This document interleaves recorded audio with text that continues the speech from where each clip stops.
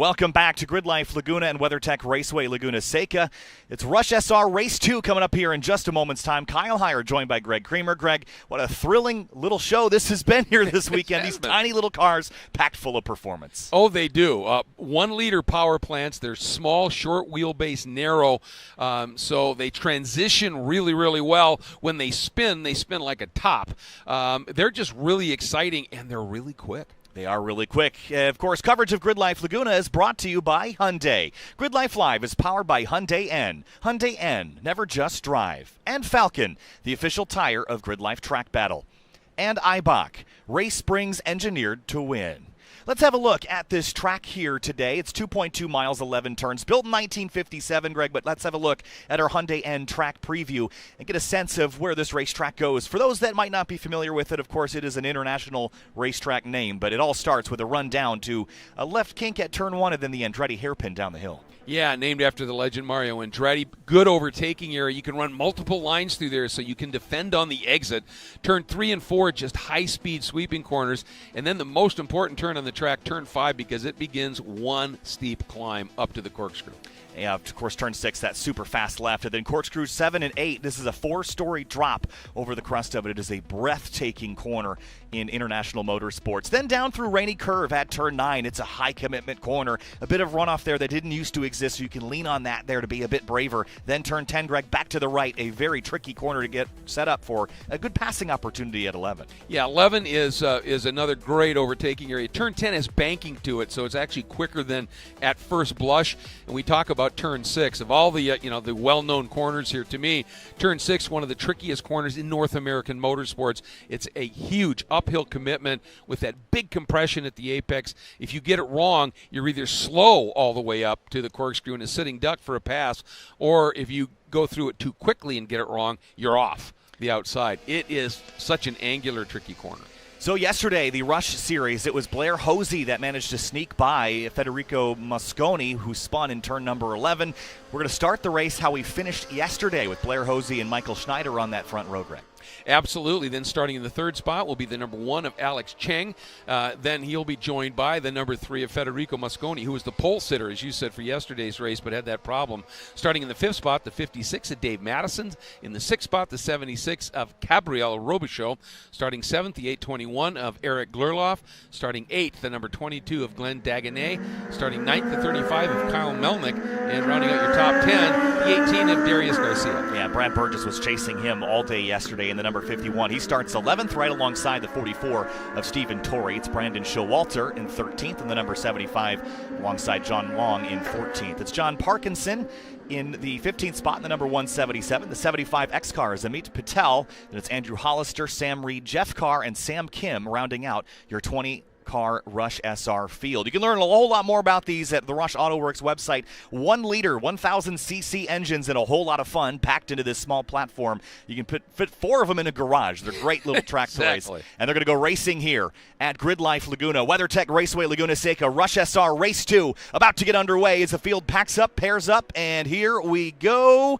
Waiting for the green. Wait. And they did not get the green flag. Waved off start there. They weren't quite formed up there, Greg. Yeah, they really weren't in very good shape here. And, one of the reasons that you don't want to give a green flag when the field is completely misaligned is it can give a huge advantage to some drivers out there. And the other thing is just a safety issue. So you want the field to be nice and lined up because it's easier to out of control going in. I referred to this off-air yesterday as the Formula 600 of sports prototypes, and I say that with huge respect because I love Formula 600, and it's the same idea: short wheelbase, and really tricky to drive. Fast hands is absolutely critical because in these long corners with that short wheelbase, the back end really gets happy, right? And so you've got to really drive these cars, be up on the wheel, anticipating all the time. I'm a huge fan of Formula 600. And when I saw these cars, I went, I bet these are going to be just as challenging to drive, just as much fun. And yesterday's race certainly went a long way to confirming that. Yeah, challenging to drive, but very rewarding behind the wheel as well. And you can configure these a number of different ways with different electronics packages and things of the sort, but effectively a spec series as far as the chassis and engine is concerned, and they can be had for under $40,000. That's so just stunning. With $7,500 of options included in that. So that's a really interesting car and an interesting choice, I think. Well, it is, and it's packed with features that you just don't find for usually in a $40,000 car, like full no lift up, paddle shifting. You talked about it. The suspension has a lot of adjustments. Variable gearing. You can change the gears for each track. Limited slip diff. All these things. And the power to weight ratio is akin to a GT3 Cup car. It's 145 horsepower, but it's about 1,000 pounds.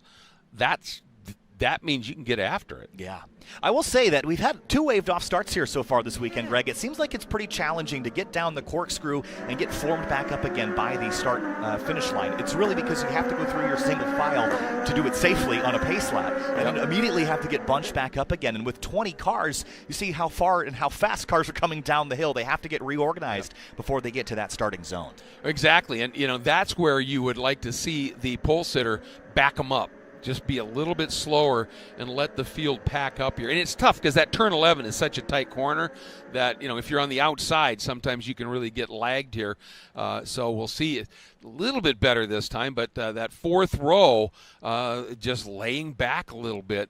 And let's see and they're only penalizing themselves by being, misaligned because they're losing race laps here. And, like that one car there in the 8th spot, peaking way out. That's the kind of thing that'll affect things. But now we do get the green. Green flag in Rush SR Race 2. Already 3 wide on the initial launch. Side by side, though, between Hosey and Schneider. Down to turn 1, through turn 1. Was there a touch there on the way to the Andretti hairpin? That was really close, and Chang trying to work an outside line. And don't know if he's going to – look at this. 4-5 abreast, late braking. Holy cow. I think that was Kim locking up. He had trouble yesterday getting that car slowed down, just dragging the tires across the road. Managed to get through there all right, but we're through 3 now, and it's Hosey, Schneider, Mosconi, your top 3 as they work their way through turn 4. Interesting to see whether Mosconi now is going to be able to come back up through the field a little bit. Look at this. Apex of 4, side by side, now 3 abreast as they finish turn 4, Kyle. Oh, man, 3 wide. I think one of the cars in the middle is Burgess in the 51. Slow down to the inside here at turn 5. It is the 51 of Burgess. That's a battle for 10th place as they head up the hill to 6th. You have to get single file and organized here. We saw side-by-side in GLTC yesterday, but in the early morning damp conditions here with some moisture around, is that going to be a challenge? I would think so. I mean, the track, it's really cool here right now. These cars are so light, it takes a little while to get heat in the tires, which one affects grip, 2 affects the setup on the car. First time through the corkscrew in anger. Boy, what a sight this is. He's coming with inventions. He's really fast yesterday. I don't think he's holding himself back here. Still side by side. That is the 821 car of Glurloff down the inside there of the 211. That was a really strong move of Pendleton, by the way. He was started 19th. He's up the field quite a ways on the opening lap. Yeah, just some really good opening laps here. I mean, you need to get after it here. And we can see Hosey about almost a second clear, but then Mosconi really, really close. And we've got this little, it's a slight 3-car break, although you talked about Chang starting to up the ante just a little bit, and he looks a lot closer than that 4.5 seconds that he had last time through. Yeah, and Hosey and Schneider just 0.8 back, and the slipstream here in these cars probably a bit easier to utilize than in something like GLTC. These cars, they punch a fairly sizable hole in the air for the size of the car that they are without having that closed top. Look at the battle in the background down into turn 4. That was a sweep. And they made it through. Yeah, that was an incredible move. I think that might be, was that Dagenet once again?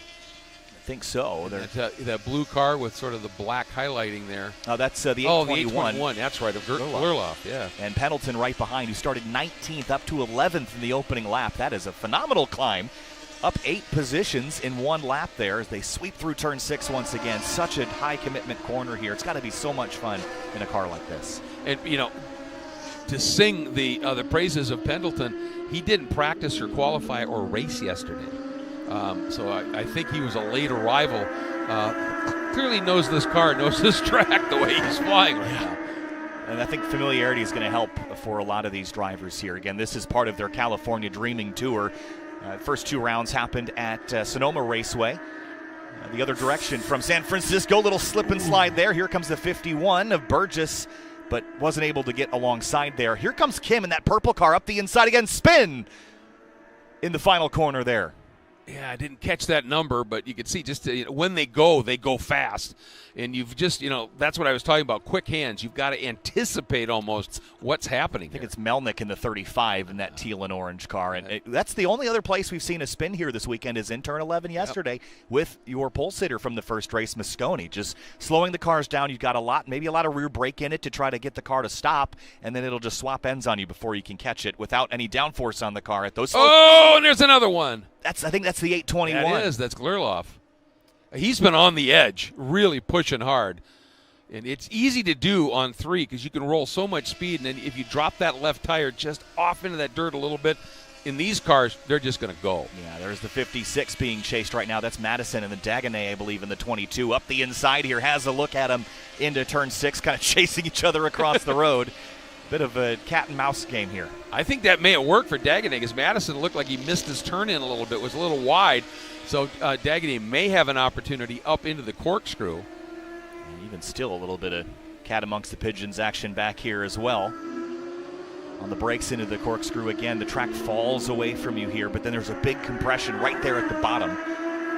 And you talked about it's 4 stories from the apex down to the exit of the corkscrew, but then all the way down to the exit of Rainey. It's a 10-story drop, folks. That is over 100 feet in a very short piece of racetrack here. And that's what keeps this, makes this really so legendary. Sam Kim in that purple 153 is up to 12th place after starting at the tail of the field and is hounding the back of Brad Burgess in the number 51. That's the green car in shot. Working their way through turn 3 and 4 under the tire bridge there and then heading up towards turn 5. This whole section, as you mentioned, Greg, earlier in the weekend, added in 1988 to satisfy a requirement for minimum track length for a couple of series that were running here, and used to just go straight from what is now the Andretti hairpin all the way up to turn 6. Yeah, just absolutely flying. There was literally almost a cliff wall on the right as you'd go up there. And, I mean, can you imagine, Al Holbert running a 962 here set the fastest GTP lap well under a minute. I mean, just staggeringly quick. David Hobbs in a Formula 5000 car in 75 was even faster than that. So it was a diabolically dangerous track. In adding that infield. Ooh, big lunge here. That's Kim. Up into 6. Does he get it done? Oh, man, that's going to be dicey. He does. He's through. And then he almost overran it. Oof. Nice. Played that beautifully. That green car entering the corkscrew right now, that's Travis Pendleton up 12 spots from where he started back in 19th place. So a great climb there for the 211 car. There's Burgess in the other green machine chasing Sam Kim. And Kim has now made a pass on him, and I think they're setting up now to run down, is that Dave Madison or Glenn Dagonet just ahead of him? It's the 22. That is Dagonet. Yep, and Kim is coming right with him. I mean, he is right there. He's closing on them with great pace, and Parkinson as well. That's just a great story, isn't it? Drive of the event so far for sure here. And interestingly, you've got big gaps between the leader, second, third, fourth. And back to Robichaux, but then it's this. It's just such good racing. Yeah, Sam Kim just lit the afterburners leaving turn 11. He's gone. He made that pass on the 22 of Dagonet, brings Burgess into the mix there as well. There's behind him the 177 of Parkinson as well. That's the white car that's joined the shot.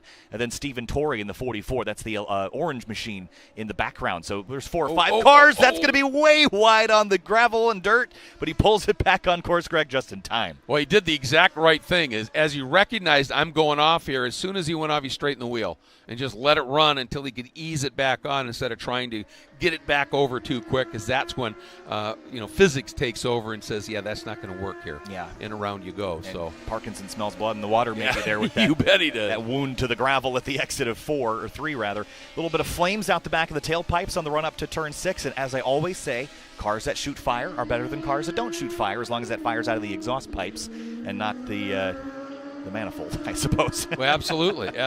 And you know what? Even if you're not... Oh, boy. Wide goes the 22. Dagonet, and that'll be a cut course there, but I don't think he really gained a lot by bouncing over that there on the exit of the corner. So yeah, he had a Zanardi moment. Yes. they put a nasty anti-cut yellow curb there. I guarantee you no one wants to run those things over. Yeah, it's really violent out there now as we're watching Madison with that little bit of a margin over Kim. Late lunge here. Is that Torrey? Yes. Down to the inside in the orange car. There's a big piece of debris right in the middle of the track, too. Yeah, some body work from somebody's Rush SR machine, but kind of offline enough that we can continue here as we work our way around the next lap. I wonder if that came off of the car that spun over there when he regained it. Now look at Parkinson trying to make the outside move here, and nice job by Torrey, who just got a little bit quicker run. And that's what I meant when I said you can run different lines through Andretti, and in these cars you can also do nice counter moves coming through 3, because as you exit it starts to bend right away, and if you play it right you can put yourself in a great spot. Side by each here up through 4. That slowed him down, and Torrey's coming. Yeah, that's the 51, the green car of Burgess on the outside here as they turn in the 22 of Dagonet back down the inside at 5. It's going to slow him way up. He had to lift. And that's going to bring Torrey in the 44 right up the middle here with maybe an assistive push from Parkinson. Yeah, they're both going to get him. That was a big mistake by Dagonet. He's going to try and squeeze through, but that was also slowed him up. And there goes Parkinson. Wow, this is some great racing. But, you can see in these little cars, you have a problem in 5, you're just a sit and duck all the way up the hill. Yeah, and we saw the big slam down over the corkscrew for the number 51 of Burgess. That thing just compressed and flattened out like a pancake there at the bottom of the hill as we go back and watch Torrey and the Parkinson machine do battle again, the 44 and the 177. Oh, that's really tight to the edge of the road there at 10. As soon as you get to the curbing, the runoff, the gravel just flattens out. So if you drop a tire there, it's hard to pull the car back on. Yeah, there's that debris still out there, and everybody at least now knows it's there, so they're just going to keep driving. Well, one thing we've discovered, these Rush SR cars, not only are they packed with performance, they're sturdy. They are sturdy. They're taking a beating out there. There was a standing yellow flag at the start stand station, so I'm not sure if there's a car disabled at turn 1, or turn 2 rather, at the Andretti hairpin, but there's the chunk of maybe a car. The guy that deposited that is the one that's up and pulled off over by 1 or 2 here. Another look there at this is the 76 car now of Robichaux. We haven't really talked a lot about him. He's kind of been in a bit of no man's land here in 5th place between Chang and Garcia, but that 18 I think is running Robichaux down for that 5th spot. Yeah, I think you're absolutely right. The last laps, Garcia ran a 37.7 and Robichaux a 38 flat. So it's, by tenths, but he's definitely closing it up. Yeah, a bit of a battle deeper in the field. I think that's Melnick in the 35, this teal and orange car. He was turned around at turn 11 earlier in the race, and he's gotten turned back around. I think that's Sam Reed behind him in the number 4. Good best personal lap there for Schneider in 2nd place, though. We haven't really talked about the leaders much because they just set sail out front. Yeah, right now, top 3 are, 15 seconds clear of the rest of the field. They're just sort of in their own little zone here, but the racing elsewhere is really, really stout. And the other part of it is, with these cars, I got to believe they are so fun to drive. Okay, you may not be in a battle for even the top 10, but you're having max fun. Yeah, looks like Garcia got by Robichaux there. Did. And Pendleton just ran a personal best as well. He's right behind Robichaux as they came across the start-finish line. So that battle's going to be hotly contested here. Think we have the white flag this time by. So this will be the final lap here of this Rush SR race, Greg. And 3.5 seconds between Hosey and Schneider, and other battles deeper in the top 10. But here is... I'll tell you, Robichaux, Pendleton, and Kim are covered by 4 tenths right now. That is the best battle on the track. Yeah. Right now, the battle for 6th. Coming back around, this is, I think, the tail end of the field here, which is down almost a full lap from the leaders, and they're going to pick up the white flag this time through as well. And here they come across the stripe, and there comes the checkers now. Is the leader in that group? Was Hosey snuck in there? I don't think so. I didn't see him. No, this is going to be our leaders. There's the white right there, yeah. This will be our checkers this time. So here comes Hosey in the number 8 from pole all the way back to the checkers. Blair Hosey wins Rush SR Race 2. Michael Schneider comes across in second place. Then Federico Mosconi will finish up on the podium where he finished yesterday after spinning from pole. So he would like some redemption in the races later today, I'm sure. Yeah, well, he keeps moving up a spot, so that's a good sign. But I'll tell you what, this battle for the 6th spot, I hope we can find it, because those 3 guys covered by nothing. Really, really close here, and see how that one plays out. As Alex Chang comes across the line in 4th place, Darius Garcia in 5th, and then we're looking for Gabriel Robichaud in the.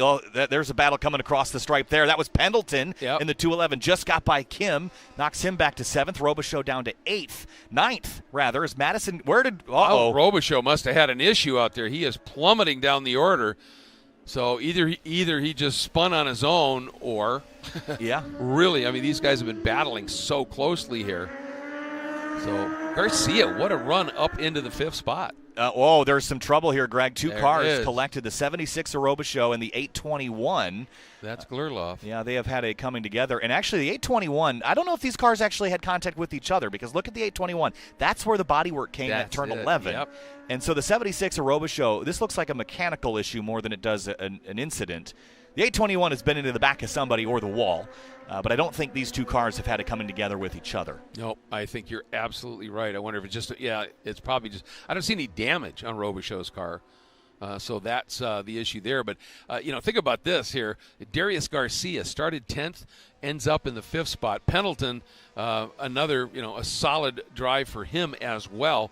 As you pointed out, back of the field up into 6th. Yeah, 13 spots on his climb up the order into P6. What a drive there. But Rush SR Race 2, what a thrilling format this has been. Single make racing and a little bit of battles deeper in the field. That battle really from 5th on down to 11th was pretty stout for the entire duration of the race. We've got more of these coming up later today as well. We've got plenty more Rush SR action. The next race will be at about 10:45, 2 hours from now here on the Pacific Coast. And then we'll have the final one at about 4 p.m. Pacific. That's 7 Eastern. What's up next, though, Greg? It's going to be Track Battle, the NOS Energy Track Battle Championship qualifying 2 in just a couple of minutes. I'll tell you, with the way we just saw Pendleton, now that he's up in 6th, and if they follow form that the next race will start with your finishing order in the previous race, I think he's got the speed to deal with Hosey, Schneider, Mosconi, those guys. He was that quick. He was really quick. More Rush SR action coming your way later today. But up next, the NOS Energy Track Battle Championship qualifying 2 is coming in just a few minutes.